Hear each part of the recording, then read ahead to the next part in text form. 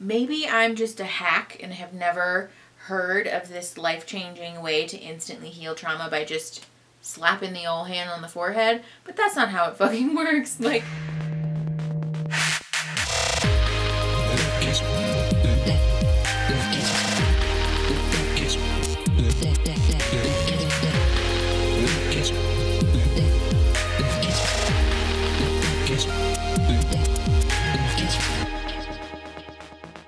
hi everybody. So we are doing another Therapist Reacts. This one is specifically to Grey's Anatomy, which I am so pumped about. I love Grey's Anatomy as a show. I watch it religiously, but the therapy scenes in this show are fucking god-awful. They're so bad, and actually the therapy scenes in this show are the reason that I started making Therapist Reacts videos in the first place. The first video that we ever uploaded that was a Therapist Reacts actually got taken down because it had scenes from The Office in it. Fuck you, NBC. And it also had Grey's Anatomy in it. So I figured Grey's Anatomy is awful enough on its own. We can just give it its own episode. So that's what we're doing. I hope you guys like this. I'll stop flapping my lips so we can just get into it. Okay, here we go. I'm pissed now, okay? Are you happy? Good morning, Carly. Do you have a few minutes to talk? 10 sessions with... So, for background, this is a part of the show where Jo, this character, she's in an inpatient facility, which means that you, like, live there for a certain amount of time. So she has, like, a room in this facility, and her therapist is, like, on site and whatever. I've never worked in an inpatient facility, so I don't really have, like, background knowledge with that, but I can't imagine that it's appropriate for a patient to, or a client to just, like, burst through their therapist door and start yelling at them. I don't know. This doesn't feel very realistic. You and that dumbass light bar. Not really fair to take it out on the light bar, but okay. I hate everything. My mom, my rapist dad, Paul, the fact that I'm here staring at the same image of my mom pulling away from me in a diner over and over and over again and never moving past it. And that, you know what? I'm adding that to the list. The fact that I'm in pain and you're treating it like a joke. This isn't... So I've actually done that before. Her therapist smiled when she was talking about how mad she is, and she will explain this in a minute. But I'm sort of guilty of this too, where I like smile at my clients when they finally get angry about something, because a lot of times people, for whatever reason, I think it's a society thing and like a shame thing. We stigmatize anger a lot, and so people are really hesitant to get angry. And so when somebody finally gets mad about the trauma that they've been through and is finally able to actually assign appropriate responsibility for their traumatic event, it's really exciting and it's like a big moment. And so like, that makes sense. That's actually like, you know, a real thing. You're finally allowing yourself to move past your fear and the shame and into the anger. This is progress. Yeah, okay? I can't be angry. Why not? Because if I start being angry, I will never stop. And then I'm Paul. I'm no better than him. That's because you don't know what healthy anger looks like. No. You know, I'm not, I can't do EMDR today. I'm not doing it. I know it's life-changing or whatever, but just, I can't, not today. Good for her. This is actually a great example on something I wanted to talk about, because she told her therapist, I can't do EMDR today, it's not on the table, which is a really appropriate example of what it looks like to advocate for yourself with your therapist. Sometimes it's clinically appropriate to have a session where you're just sitting and unpacking and talking about stuff and not necessarily like working towards therapeutic goals, because a person might not be emotionally ready to do that, and like that's totally okay. So this is one of those times where like, if you're in a session with a therapist and you're like, I can't do it today, that's totally fine. Your therapist should be able to adapt and like pivot to do something else that day that feels more achievable for you. So don't be afraid to advocate for yourself. It's actually really appropriate. Hi, I'm Carly, and my core feeling today is pride because my patient asked for what she needed for the first time in 22 days. There you go. Kind of cringy, but still. Here we go. What's happening? I'm throwing crap at a wall. Here to join me? So cringy. Are we both consenting adults? Yep. Are we okay if we agree to throw things at walls? Not people, just the walls. Yep. Right there. That's what makes you not Paul. Because you can feel anger while controlling your behavior. That's like a really important distinction, I will say, but this whole interaction is just so fucking cringy. I hate this. The whole like throwing things in a wall thing.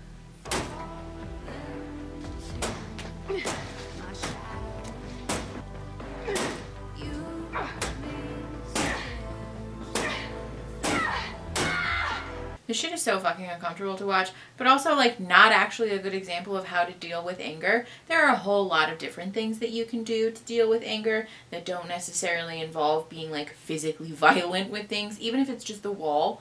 But also, like, fucking rip to the people next door who are, like, trying to do therapy, do normal fucking sit-down therapy, that now all of a sudden there's somebody pounding on the wall. Like, this is just no. Like, this is weird, and you would never do this, and just...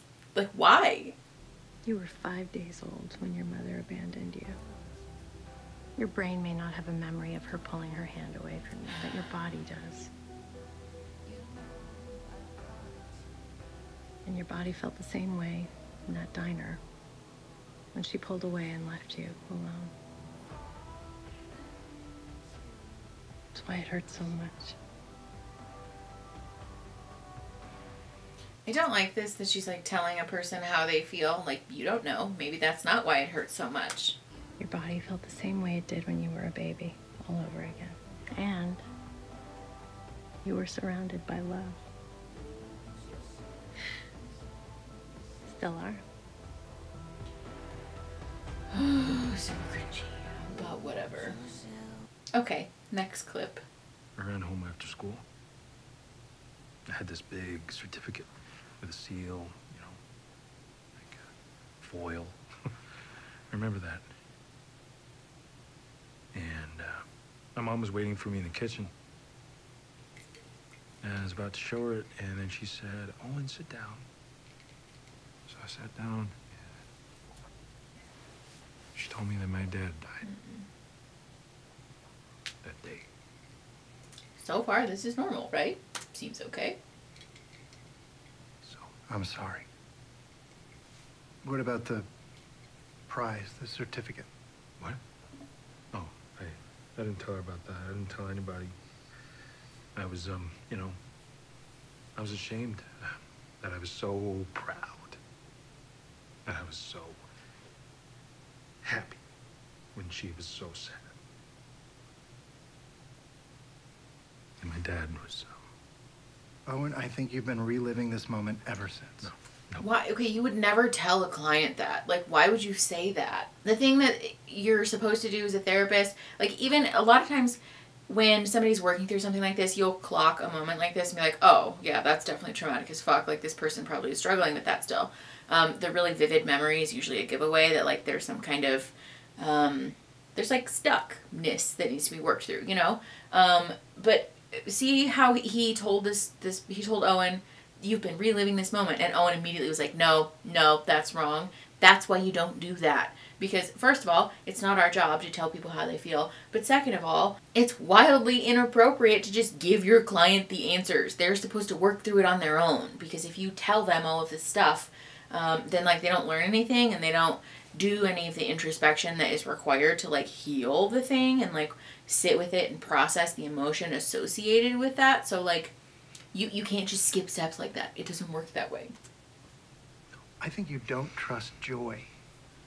I think you stop it before something terrible happens. Before the bad news comes. But it's not coming anymore. You don't know that. I hate when people say stuff like that. That, like, there's no more bad news coming. Like, there might be. You don't know. Like, the point is not to tell a person who's recovering from trauma that, like, nothing bad will ever happen to you again. Like, you don't know that. They might very well go through something even more traumatic than what they went through before. But, like, the purpose of trauma therapy, first of all, is to, like, heal the past trauma, but also to teach a person about how resilient they are and show them all of their coping strategies, their inner strength, their resiliency, all of the skills and tools and techniques that they have accrued, and, like, the inner strength that they have to move through difficult things. Not that nothing bad will ever happen again. So, like... That moment is over. It came, and you're okay. I mean, he's not, though. So let's stop the replay. So why is he doing this? Looks like a weeble wobble. How? Okay, I want you to put your hand. No, on no, your stop touching people. Okay. And then put your Never, hand. never ever do we touch clients, especially somebody who's traumatized, because we don't know how they're going to respond to physical touch. And also, like, just from a liability standpoint, you're really putting yourself in a situation that you can get in trouble with really quickly. So, like, just, I would never. I don't touch my clients. Literally, I think I've touched a client one time, and that was when they initiated a hug with me, and they asked me permission first, and I said, sure, that's fine, I'll give you a hug. But, like, no, therapists don't touch people. On your forehead. Especially without consent first. And also, And just sit. what the fuck is this?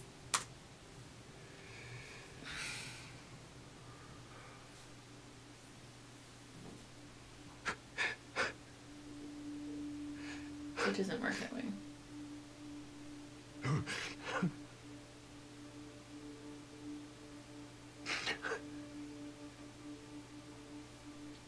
Maybe I'm just a hack and have never heard of this life-changing way to instantly heal trauma by just slapping the old hand on the forehead, but that's not how it fucking works. Like, ew, and also he's forcing him to have his hand there. This is what I'm talking about. The therapy in Grey's Anatomy is bad. Like, bad. Alright, this next one is like an old one. Yeah, this is like a real old one, so let's watch. We've got this patient, and she's got true love. Do you want to know why? Because her boyfriend doesn't exist. Derek is all broken up over her. Like it means something that she's having an affair with a hallucination. But Derek wasn't ready to give up on the relationship, and you weren't. No, I didn't give up. I wanted to try again, and then he went and kissed Rose. So he's the one who messes up, not me. But it's a relationship. People make mistakes. And you stand back waiting for him to fail so you can say, aha, now I quit. No, it wasn't working. Okay, first of all, again, we don't tell people what they do. We can say to a client, I'm noticing there seems to be a pattern in this behavior, or it seems like, or like the phrase that I always use is, as an objective listener, it sounds to me like X, Y, and Z is happening. You never tell a person, you're doing this because you're waiting for your person to fail. Like, just, that's so rude. And also, you might be wrong. Was your life not working when you let that slip out from under you? Okay, when are you gonna stop suggesting that I'm suicidal? When you start acting like somebody that wants to be alive. Give me my chart. Why? Because I'm not suicidal, and if it says that, then it's wrong. What happened last year when you fell in the water? I almost drowned. You think I did that for kicks? You put your hand in a body cavity that contained unexploded ordnance. I was trying to save a patient. Why is it that every other person in that room had the sense to hit the deck? You know, people run away from this line between life and death. You seem to stand on it and wait for a strong wind to sway you one way or the other. She is like so high-key attacking her client right now. This is basically a step-by-step instruction booklet on how to completely annihilate your therapeutic relationship with a person. She refused to give Meredith access to her chart, which is fucking illegal and also highly unethical. She's literally telling her you're suicidal when, like, in all honesty, Meredith probably was.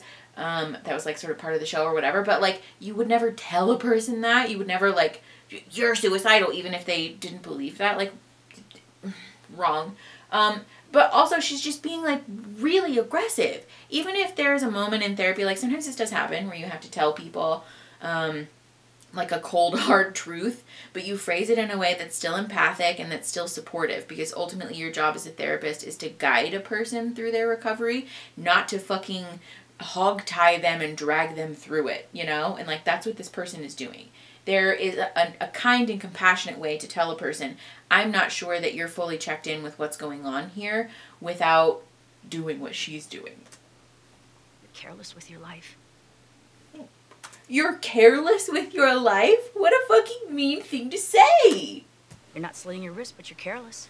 Probably because your mother told you you were a waste of space on the... See, and now she's like doing the parent thing where she's like, it's because your mother told you X, Y, and Z. Like, you don't know that. There might be 100 different small contributing reasons to why a person is suicidal.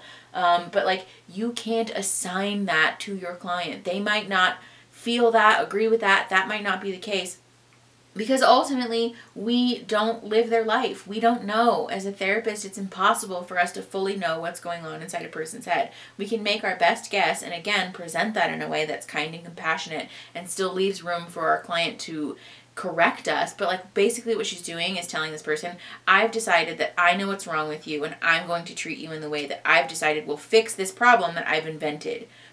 Which is, first of all, not the point of going to therapy, and second of all, not helpful. How is that going to help anybody? That is not going to like foster confidence in the therapeutic relationship or teach this person about their inner resilience and like how to heal themselves. This is like top to bottom wrong. The problem is you believed her. And if you don't watch out, one of these days you're going to die because of it. Oh, so wrong. Hand Good me for you, my Meredith. chart. Mm-hmm. Now.